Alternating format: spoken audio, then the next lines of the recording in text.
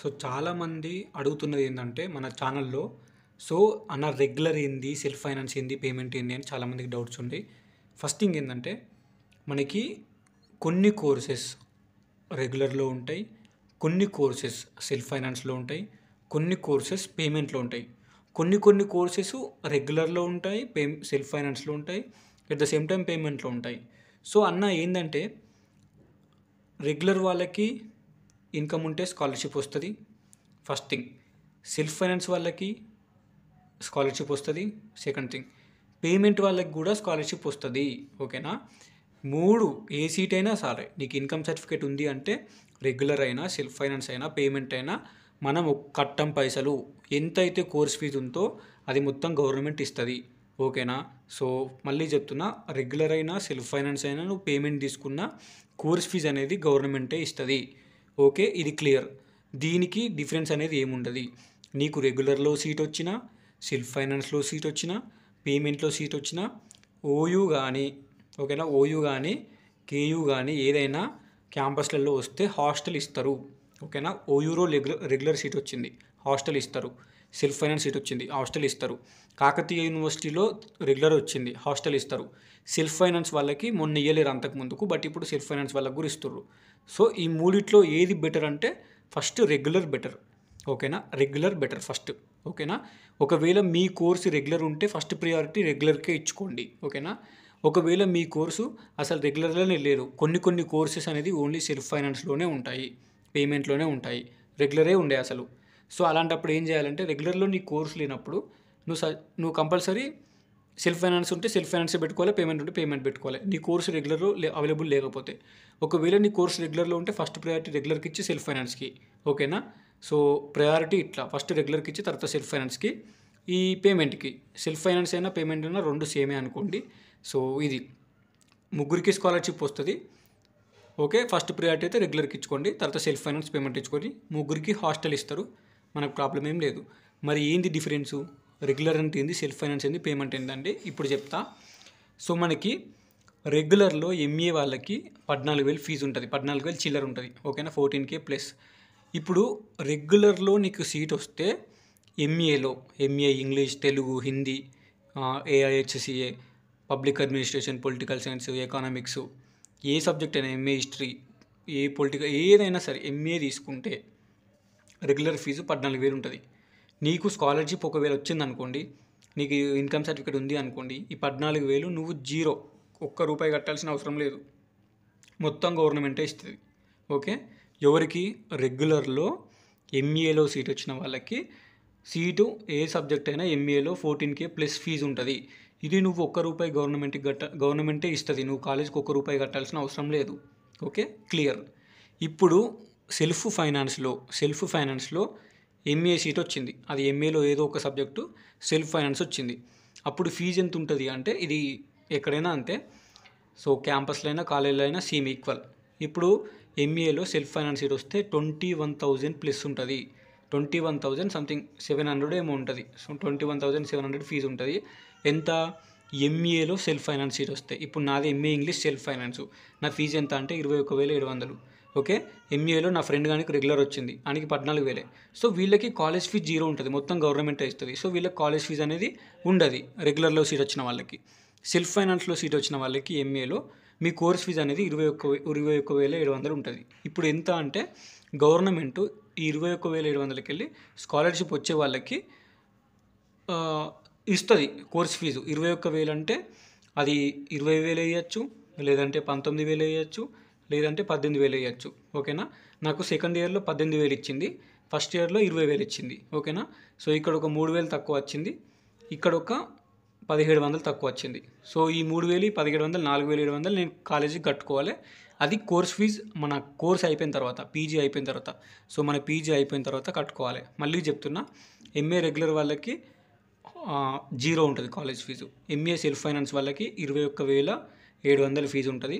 ఇప్పుడు self finance వాళ్ళు నాది సెల్ఫ్ ఫైనాన్సే, నాకు కూడా హాస్టల్ ఇచ్చారు, కోర్స్ ఫీజు 21,700.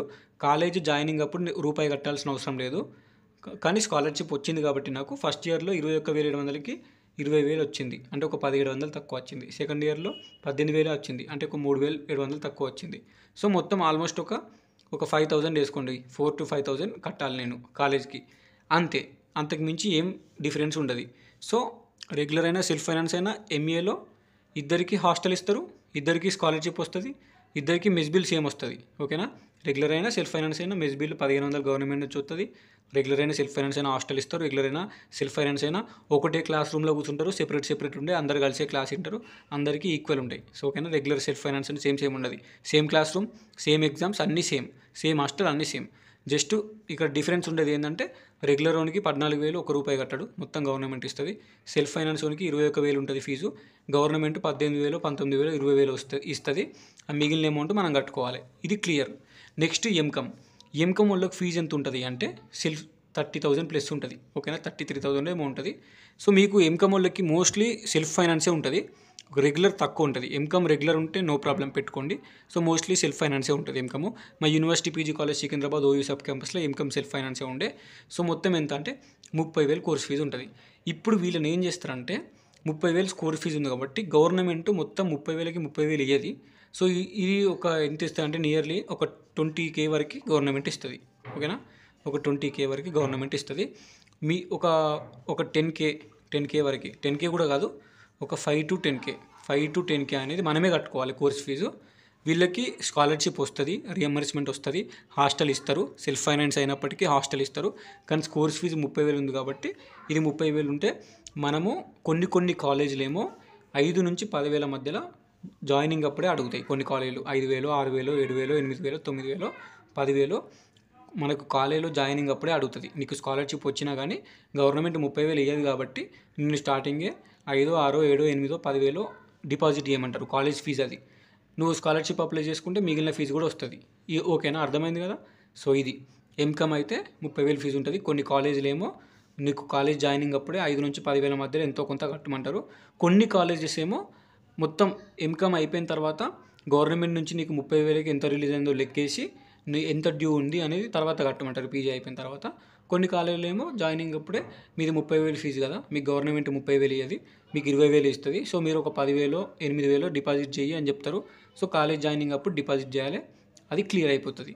సేమ్ ఎంకమ్ లాగానే ఎంఎస్సిలో కూడా కొన్ని కోర్సెస్ రెగ్యులర్ ఉంటాయి, కొన్ని కోర్సెస్ సెల్ఫ్ ఫైనాన్స్ ఉంటాయి, ఓన్లీ సెల్ఫ్ ఫైనాన్సే ఉంటాయి, కొన్ని కోర్సెస్ ఏమో పేమెంట్ ఉంటాయి. సో మూడిట్లలో ఏదొచ్చినా ఏం కాదు.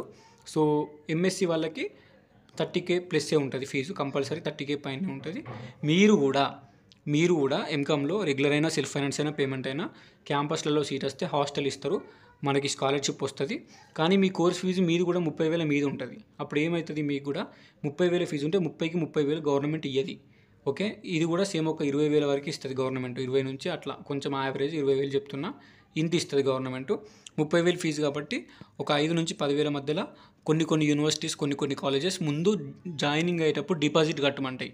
5 నుంచి 10,000 మధ్యలో డిపాజిట్ కట్టమంటాయి. ఎందుకంటే మనది ఎంఎస్సి 30,000 ఫీజు, గవర్నమెంట్ ఏమో మొత్తం రియంబర్స్మెంట్ అది.